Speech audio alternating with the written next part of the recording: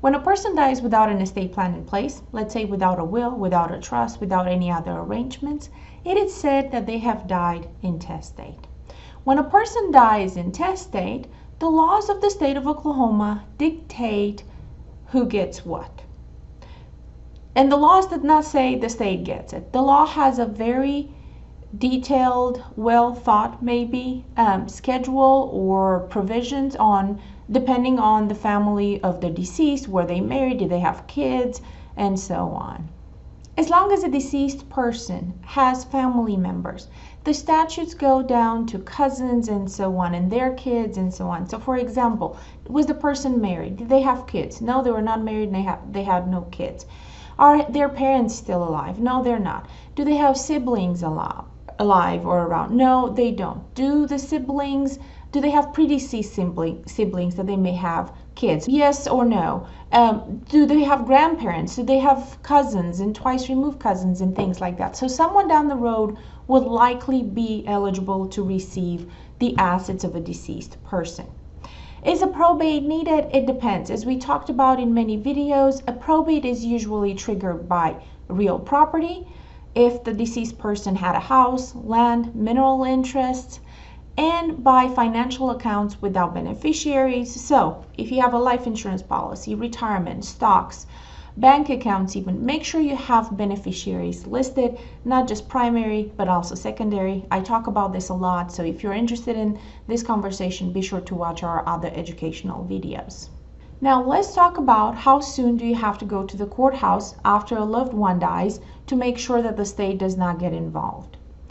Well, let's talk about why the state would get involved. If the deceased person owed taxes, especially property taxes, they haven't paid taxes in many years, it is very likely, and the local county has the authority to put the house up for auction to get paid. So maybe that's where the misconception is coming.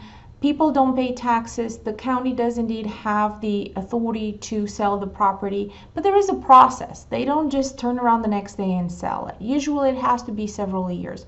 Usually they try to give notice to people to make sure that they offer the family the opportunity to pay taxes, or at least the family should look into and communicate with the county when they lose a loved one to make sure that there are no back taxes, to make sure that the county will not file any kind of action.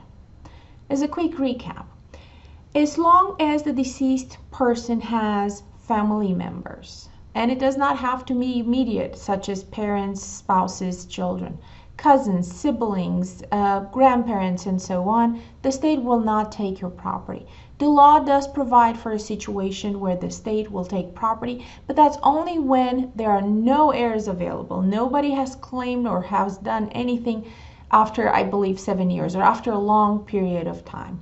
But as long as you are an heir of the estate and you proceed or you notify, you do something about that property, the state will not take it. Let's talk about financial accounts. Let's say that a person died, they had a life insurance policy and nobody knew about it. So then does the state take it? Does the bank keep it, or the life insurance people keep it? No, what they usually have to do is they have to send it to unclaimed property office.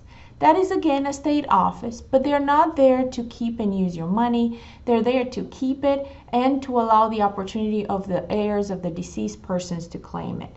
So if you've never searched for your name on the unclaimed property website, I urge you to do so. Your name, your family member names, and see if someone has some money there, especially if they are deceased or if they have moved out of state or even in a different town. Just Google Unclaimed Property Oklahoma. Make sure it's a legit website. You shouldn't have to sign up or create an account. You should be able to just drop names in and see if there is anything in there. So again, in conclusion, the state will not take your property, your deceased loved one's property, if they don't have an estate plan in place. However, it is strongly encouraged that you do have a will or a trust, or you have a plan, at least to avoid probate, or if that's not on your mind, you may have at least a will to direct who gets what, because you may not like what the law's default is, what the statute, as we talked about, how they dictate the distribution.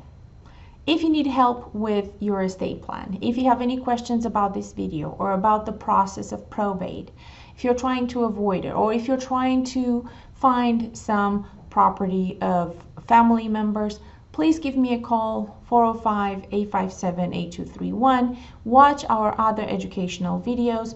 We also host free educational events in person twice a month. Visit our website or our Facebook page.